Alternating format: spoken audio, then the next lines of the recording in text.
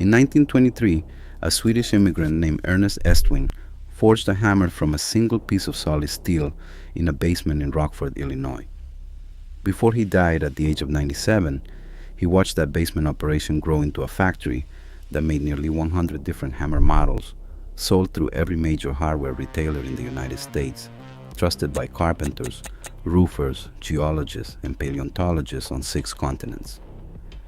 The basic design he patented in 1923 has not fundamentally changed.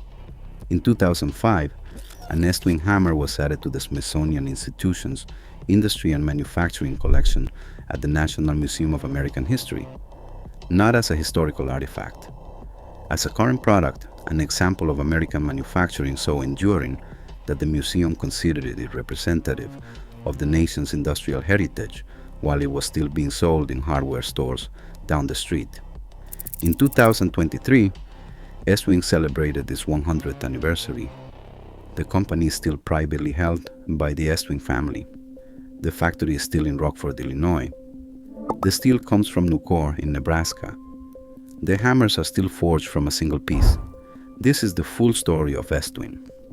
From a 16-year-old Swedish boy who arrived in America with nothing but his willingness to work, to the basement where he solved the problem that had plagued carpenters for a century, to the leather-wrapped handle that became one of the most recognizable objects in American construction, to the geology hammer that Neil Armstrong used to train for the moon, to the factory floor where nearly 70 robots now assist in the same manufacturing process that Ernest Estwing started by hand, and to the family that, in an era when virtually every American tool company moved production overseas or was sold to a private equity firm, simply refused to do either. Ernest Otto Estwing was born on the Swedish island of Öland in 1885. Öland is a long, narrow strip of limestone in the Baltic Sea, off the southeastern coast of Sweden, a flat, windswept island of farmland and ancient runestones, home to a people who had learned over centuries that the land required hard work to sustain any life at all. Ernest was the son of this place. He was industrious in the way that people become industrious when the alternative is not eating. He was also, from early evidence, mechanically gifted, the kind of person who looks at how something works and immediately sees how it could work better. At the age of 16, Ernest Estwing boarded a ship and immigrated to the United States. He settled in Rockford, Illinois, a natural destination for a Swedish immigrant in the early 1900s, because Rockford had one of the largest concentrations of Swedish-born residents in America. The city's manufacturing economy, built around the production of furniture, machine tools, and fasteners, had drawn Swedish craftsmen and engineers for decades. Rockford had even earned a nickname, the screw capital of the world, a reference to its historical dominance in fastener production. For a young Swedish man arriving from Öland with skills and ambition and no connections, Rockford was as good a place as any to start. Ernest enrolled in night school to learn English and mastered the machinist's trade while working days in a machine shop. He was 21 years old when he married Hulda Svensson, a Swedish woman from the same community. Shortly after the wedding, the young couple moved east, where Ernest found work for Remington, repairing typewriters, the same mechanical precision trade he had learned at night school in Rockford, and later for Bridgeport Manufacturing Company in Connecticut, where he worked as an industrial engineer. He was learning how American manufacturing worked from the inside of a serious operation, and he was filing away observations about what could be done better. In 1918, Hulda grew homesick for her family in Rockford. They packed up and moved back to Illinois. Ernest was 33 years old. He had a trade and engineering education and a mind that would not stop generating ideas for new inventions. He had already patented a self-loading shotgun. He would eventually patent several other tools. But the idea that consumed him in the years after the return to Rockford was simpler and more fundamental than any shotgun mechanism. It was the problem of the hammer handle. The hammer that American carpenters, roofers, and tradesmen used in 1918 had not fundamentally changed in design since the pre-industrial era. A wooden handle fitted into the eye of a metal head, secured with a steel wedge driven into the top of the handle to expand the wood and hold the head in place. The design worked. It also failed regularly, predictably, and at the worst possible moments. Over the course of a working day, a hammer endured hundreds or thousands of impacts. Each impact sent vibration of the handle into the wood. Over weeks and months and years, that vibration loosened the wedge, dried out the wood, and eventually caused the head to fly free. A hammerhead departing at speed on the downswing was a serious hazard. A handle that cracked at the eye, where the stress was greatest, left a carpenter with a useless tool and the prospect of an expensive replacement. Ernest Estwing watched professional carpenters working with hammers and watched them deal with this problem day after day.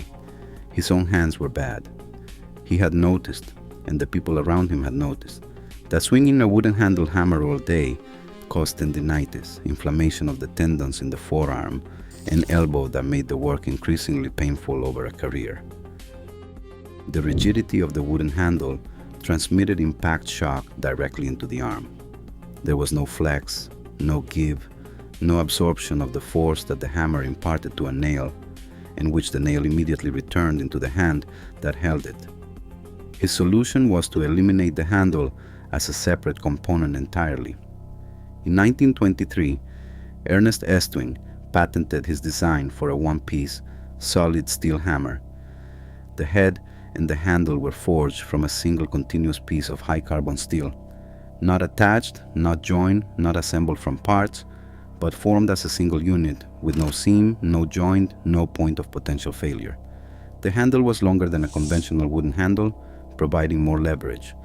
The steel handle was slightly flexible, not obviously, not visibly, but enough that the impact of a nail strike was distributed through the steel over a longer time period than a rigid wood handle would allow, reducing the peak force transmitted to the hand and wrist.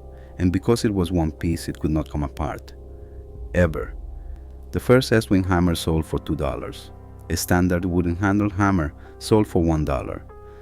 The professional carpenter who tried it understood immediately why the price was double. This was not a tool he would replace. The handle would not loosen, the head would not fly off. The balance was better than anything he had previously swung. The steel handle, while slightly heavier than wood, provided a smoothness of stroke that rewarded good technique and reduced the fatigue of repetitive impact. And when it needed cleaning or repair, which it rarely did, the entire tool could be cleaned and sharpened without the risk of handle damage that made conventional hammer maintenance a delicate operation. Ernest began operations from his basement. In 1925, he placed an advertisement in a trade journal for union carpenters. The response surprised him. The orders that came in were substantial enough to attract investors and to make clear that the Estwing hammer was not a curiosity but a product that the professional trades were waiting for. The investors gave him the capital to open a proper factory, and in 1925, the Estwing Manufacturing Company moved from Ernest's basement to a dedicated facility in Rockford. The Great Depression slowed the business. Everything in American manufacturing slowed during the Depression. But Ernest Estwing did something that the company still talks about a century later. He went to great lengths, according to company accounts, to lessen the impact of the Depression on his employees and their families.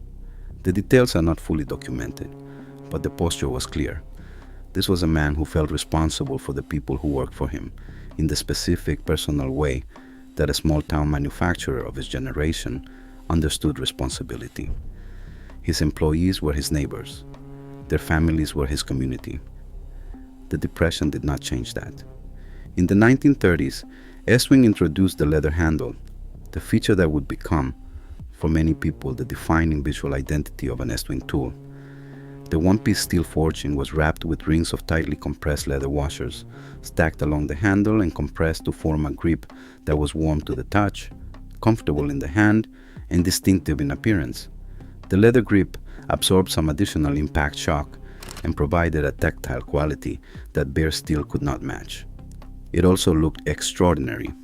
A tool with a leather-wrapped handle had the visual character of quality craftsmanship. It looked like something that had been made with attention and care, because it had been. The leather handle, Estwing became one of the most recognizable objects in American manufacturing, an object so associated with serious, professional quality work that decades later, collectors would seek out vintage examples the way They sought out vintage knives or vintage watches. The stacked leather wrappers, compressed over years of use into a polished, darkened grip that conformed to the specific hand that had held it, were almost as individual as a fingerprint. An old Estwing with a well-worn leather handle was a tool that told a story.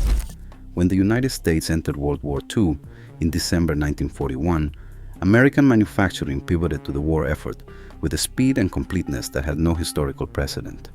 Steel was rationed. The War Production Board controlled what every factory in the country could make and in what quantities, redirecting industrial capacity toward weapons, vehicles, ships, and the infrastructure of the largest military mobilization in American history. Consumer goods, hammers, axes, hand tools, anything that didn't directly serve the war, were placed lower on the priority list. Estwing was classified as a producer of tools essential to the war effort and was permitted to continue manufacturing during the steel rationing period. The classification was accurate. Building construction did not stop during the war. Military bases, munitions plants, shipyards, and the housing that supported the workers in all of those facilities required constant construction and maintenance. The carpenters who built these structures needed hammers. The Estwing one-piece design, with its superior durability and its inability to fail at the head handle joint, was particularly valuable in conditions where tool failures were costly and replacement time was not available. When the war ended in 1945, the soldiers came home to a housing market that had produced almost nothing for 4 years. 12 million veterans returned to a country with a severe shortage of residential construction. The suburban building boom that followed, the conversion of farmland and rural countryside around American cities into the tract housing developments that defined post-war American life, was the largest construction program in the country's history.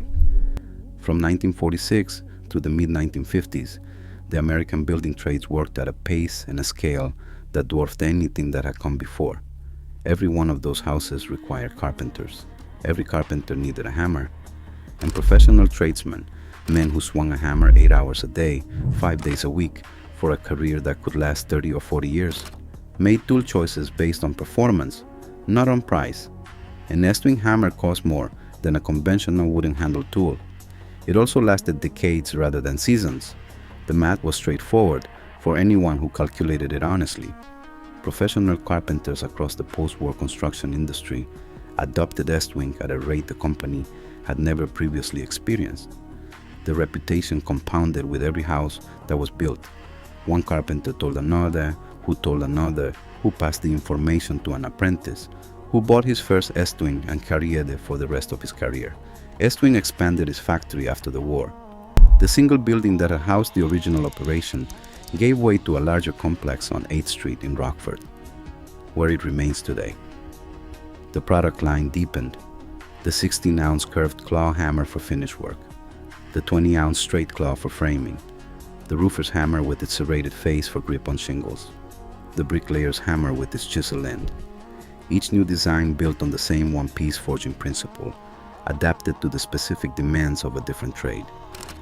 In the 1950s, Estwing introduced a blue vinyl grip alongside the leather handle, a molded synthetic grip that was bonded directly to the steel shank rather than being glued or wrapped, making it as durable as the steel itself. The blue color became the second visual signature of the Estwing brand.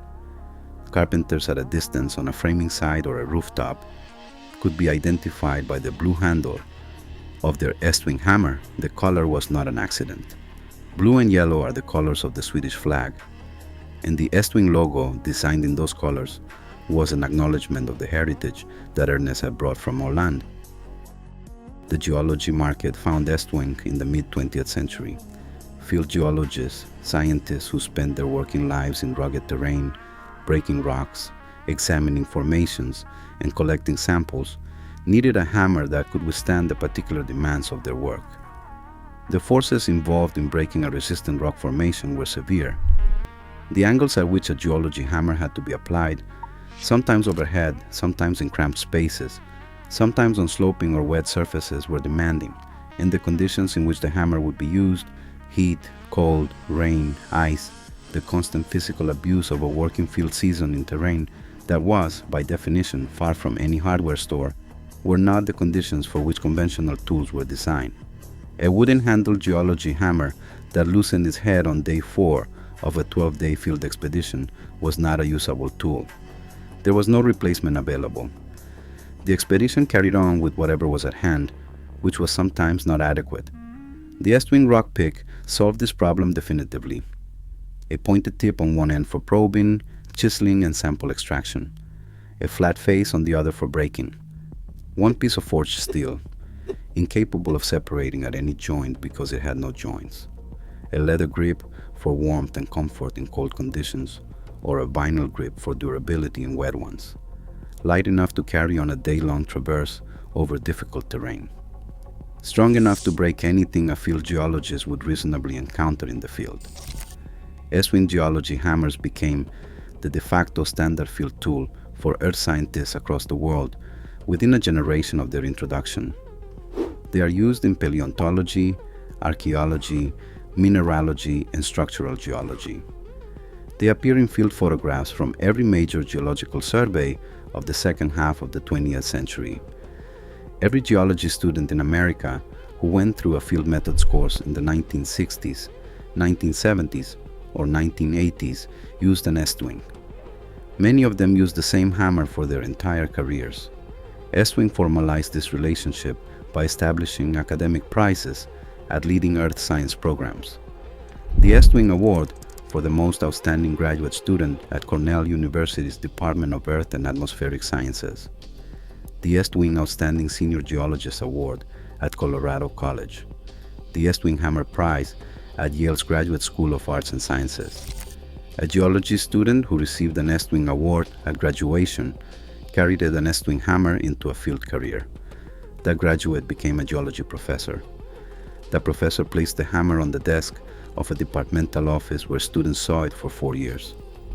The brand that began by solving carpenters' tendinitis in 1923 became the standard issue tool of an entire scientific discipline through a combination of genuine product excellence and a marketing strategy so naturally integrated into the culture it served that it was almost indistinguishable from tradition. Then came the detail that no piece of Estwing marketing has ever quite managed to surpass.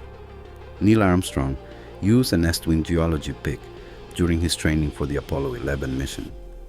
The same hammer that a geology student at Yale received as an award in the 1960s was the tool that NASA selected for astronaut geological training.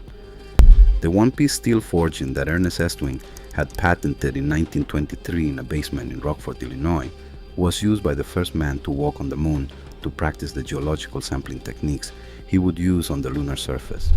The hammer did not go to the moon, but the man who did had trained with one. Rockford, Illinois, was hit hard by the wave of American manufacturing offshoring that accelerated through the 1980s. Factories across the city closed as production moved to lower-cost locations overseas. By the early 1980s, Rockford had one of the highest unemployment rates in the United States, a city that had been the screw capital of the world, a place where Swedish immigrant engineers had built lasting industrial operations, now watching those operations close one after another, as the economics of global manufacturing made domestic production increasingly difficult to justify. Companies that had been manufacturing in the city for generations made the calculation that survival required relocation and restructuring. Estwing did not make that calculation. The reasoning was not purely sentimental. Ernest Estwing had built the company on a premise that required a certain level of manufacturing quality to sustain.